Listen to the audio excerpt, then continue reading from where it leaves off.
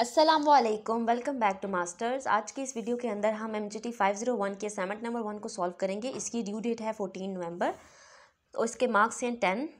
सबसे पहले तो क्वेश्चन देखते हैं। क्वेश्चन में क्या है, आपको एक टेबल गिवन है, आपने इस टेबल को फिल करना है। यहाँ पे आपको कुछ सिनेरियोज गिवन है और यहाँ पर आपने क्या करना है, आपने आइडेंटिफाई करना है करेक्ट जो है वो यहाँ पर जो रोल है, यहाँ पे आपको 3 दिए हुए, इंटरपर्सनल, इंफॉर्मेशनल और डिसीजन। आपने इन तीनों रोल्स को जो है वो यहाँ पर फिट करना है, यानी कि करेक्ट रोल बताना है कि सिनेरियो में कौन सा रोल जो है वो लगता है। तो ये असाइनमेंट बहुत ही ईजी असाइनमेंट है आपकी, लेकिन सबसे पहले इसे हम अपने हैंडआउट से देखेंगे।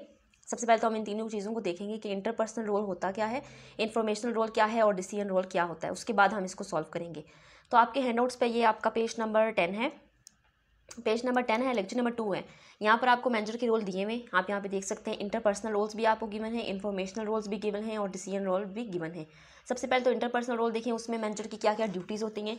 इसके अंदर जो है वो मैनेजर की ड्यूटीज़ देखें। फर्स्ट वाली है duties that are ceremonial and symbolic in nature, यानी कि जितना भी कोई वेलकम करना हो किसी को या फिर कुछ इस तरह की सेरेमनीज़ हों या कुछ भी ऑर्गेनाइजेशन के अंदर होता है, तो वो भी मैनेजर की जो है वो रोल इंटरपर्सनल रोल के अंदर आ जाता है। उनको वेलकम करना और किसी तरह के इवेंट को हैंडल करना। उसके बाद लीडरशिप में उनको जो है वो न्यू वर्कर्स को हायर करना, उनको ट्रेन करना, उनको मोटिवेशन देना और एम्प्लॉयज़ के दरमियान में डिसिप्लिन को मेंटेन करना इंटरपर्सनल रोल में आ जाता है। उसके बाद आउटसाइडर से कांटेक्ट करना, जो आपको मैनेजर को दूसरी कंपनीज़ की इन्फॉर्मेशन देता है कि दूसरी कंपनीज़ में कितना क्या चल रहा है, तो वो सारा भी जो है वो इंटरपर्सनल रोल्स के अंदर आ जाता है।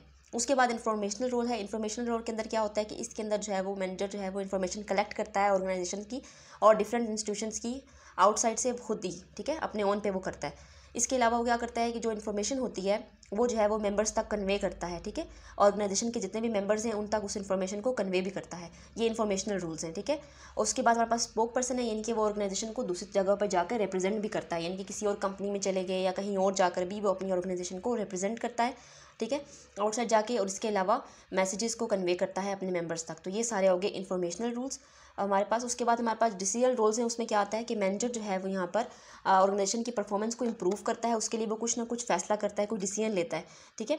इसके अलावा जो कोई भी एक्शन होता है उसका वो रिस्पॉन्स देता है। कोई भी अनसीन प्रॉब्लम हो जाती है ऑर्गेनाइजेशन के अंदर, तो उसका भी रिस्पॉन्स करने के लिए उसको कोई फैसला लेना पड़ेगा, कोई डिसीजन लेना पड़ेगा, ठीक है। तो वो हमारे पास आ जाता है डिसीजन रोल में। इसके अलावा अगर वो किसी को रिस्पॉन्स जो है रिस्पॉन्सिबिलिटीज़ एलोकेट करता है, लाइक ह्यूमन रिस्पॉन्सिबिलिटीज़ किसी अपने एम्प्लॉय को एलोकेट करता है, या फिर कोई फिजिकल है या मॉनेटरी रिसोर्सेज हैं, उन सारों को जो है वो एलोकेट करना भी इसकी रिस्पॉन्सिबिलिटी आती है मैनेजर की, और ये डिसीजन रोल्स में आ जाते हैं। उसके बाद यहाँ पर नेगोएटर वाली लास्ट है आपके पास पॉइंट। यहाँ पर जितने भी इश्यूज़ हैं दूसरी यूनिट्स के साथ अपनी ऑर्गेनाइजेशन को एडवांटेज देने के लिए दूसरे ऑर्गेनाइजेशन के साथ जो है वो बहस कर जो है वो तमाम इश्यूज़ को डिस्कस करना, ये भी डिसीजन रोल के अंदर आ जाता है। तो यहाँ पर 3 रोल्स आपकी बुक पे गिवन है। यहाँ से आप सबसे पहले इनको अच्छे तरीके से पढ़ लें। अच्छे तरीके से पढ़ने के बाद जब आप टेबल फिल करेंगे तो आपको बहुत ही क्लियर हो जाएगा। अब चलते हैं इसके सोल्यूशन की तरफ। सोल्यूशन में हमने इस टेबल को ही फिल करना था। सबसे पहला जो हमें सिनेरियो दिया हुआ था वो ये था कि एक HR मैनेजर है, वो new group of management trainees जो हमारे पास न्यू मेंबर्स आ रहे हैं उन ऑर्गेनाइजेशन के अंदर, उनको वेलकम कर रहे हैं। तो ये हमारे पास इंटरपर्सनल रोल है, क्योंकि हमने भी इंटरपर्सनल रोल में देखा था कि कोई भी एक्टिविटी होती है, कोई भी सेरेमोनियल होती है या फिर कुछ भी इस तरह की हमारे पास जो है वो कोई न्यू मेंबर आता है, कोई वेलकम होता है या फिर किसी तरह की जो इवेंट होता है, तो उसको ये उसकी जो है वो मैनेजर की ड्यूटी होती है कि उसको किस तरह से ऑर्गेनाइज करता है। तो यहाँ पर इसके इंटरपर्सनल रोल आ जाता है, क्योंकि ये इन एग्जाम्पल इंटरपर्सनल रोल की आप एक लाइन में इसको डिफाइन भी कर सकते हैं, तो आपका आंसर अच्छा लगेगा। 2 मार्क्स हैं आपके हर रोल को बताने के लिए। तो क्योंकि HR मैनेजर जो है वो फेस टू फेस कम्युनिकेशन कर रहा है और दूसरे मैनेजमेंट ट्रेनिंग के साथ वो इन कम्युनिकेशन भी कर रहा है, ठीक है, तो ये हमारे पास इंटरपर्सनल रोल आ जाता है। उसके बाद है सेकंड हमारे पास a customer relationship manager of a restaurant greeting the customers. Customer के साथ वो ग्रीट कर रहा है, तो ये भी हमारे पास इंटरपर्सनल रोल आ जाता है, क्योंकि इंटरपर्सनल रोल के अंदर मैंने देखा था कि वो कम्युनिकेशन भी जो है वो कस्टमर से डायरेक्ट कर रहा होता है, तो यहाँ पर ये वाला रोल इसके अंदर आ जाता है। उसके बाद unit manager is bargaining with other units to gain advantage of its own units. ये बिल्कुल आपकी बुक पे भी गिवन है, ये बिल्कुल वही यहाँ पर आप देख सकते हैं डिसीजन रोल में। लास्ट वाला पॉइंट अगर आप देखें नेविगेटर रोल में, कि वो डिस्कस इशू करता है और इसके अलावा दूसरे यूनिट के साथ बार्गन भी करता है ताकि वो एडवांटेज हासिल कर सके, तो ये हमारे पास डिसीजन रोल आ जाता है। उसके बाद हमारे पास नेक्स्ट है cooperative manager speaking to a college audience about the contribution of his company towards the society.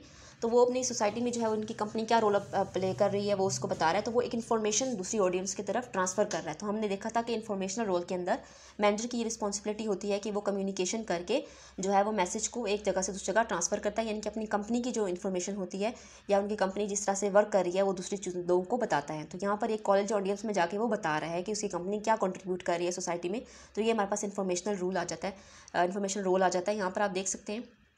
Message को वो कैसे जो है वो यहाँ पर सेकंड पॉइंट आप देखें कि वो जो है वो इन्फॉर्मेशन को ऑर्गेनाइजेशन के मेंबर्स तक भी कंडक्ट कर रहा है और इसके अलावा आउटसाइडर्स को भी इन ऑर्गेनाइजेशन को रिप्रेजेंट कर रहा होता है।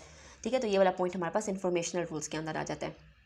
लास्ट हमारे पास है sale manager is a motivating his team to achieve monthly sale target. अब जो है वो क्या कर रहा है, सेल मैनेजर अपनी टीम को मोटिवेट कर रहा है। तो हमने देखा था कि मोटिवेशन जो हमारे पास है वो इंटरपर्सनल रोल के अंदर आ जाती है। अगर हम दोबारा से हैंडआउट्स देखें तो आप हैंडआउट्स में देख सकते हैं, इंटरपर्सनल रोल के अंदर आप देखें, लीडरशिप में देखें, वो हायर भी करता है, ट्रेन भी करता है, इसके अलावा मोटिवेट भी करता है। तो यहाँ पर मोटिवेशन की बात हो रही थी, तो ये हमारा बस मैनेजर रोल्स के अंदर आ जाता है। इंटरपर्सनल रोल के अंदर वो जो है वो अपनी टीम को मोटिव भी करता है। ठीक है, तो वो मोटिवेट उनको करता है, तो यहाँ पर ये वाला पॉइंट यहाँ पर आ जाता है। तो ये आपका सोल्यूशन 100% करेक्ट है।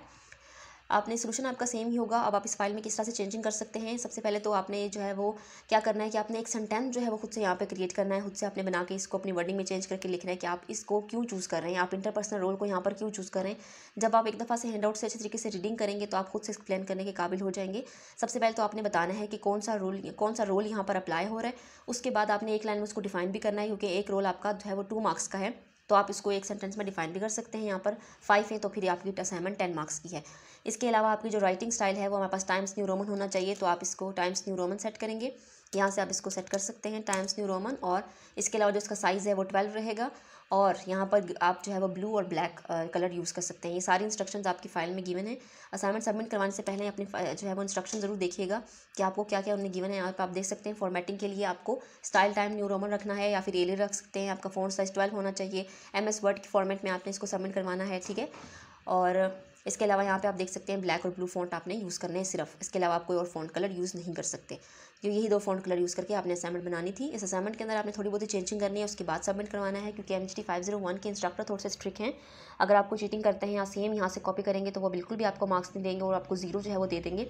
तो असाइनमेंट बनाने से पहले आपने खुद टाइप करनी है, क्योंकि अब जो है वो प्लेजरिज्म भी चेक होता है। आपने असाइनमेंट खुद टाइप करनी है, इसके अलावा अपनी वर्डिंग में इसको कन्वर्ट करने की कोशिश करें। ये कोई भी मुश्किल असाइनमेंट नहीं है, बहुत ईजी असाइनमेंट है, आप बहुत आराम से यहाँ से मार्क्स गेन कर सकते हैं। तो अपनी एक्टिविटीज़ पे ध्यान दीजिए, ये कोई चीटिंग ना कीजिए, और ना ही इस असाइनमेंट को आपने कॉपी करना है। वैसे मैं आपको असाइनमेंट का लिंक दे दूँगी डिस्क्रिप्शन में, आप वहाँ से इसको डाउनलोड कर सकते हैं। ये आपके जस्ट आइडिया के लिए है, आपने इसको अपनी वर्डिंग में खुद कन्वर्ट करना है।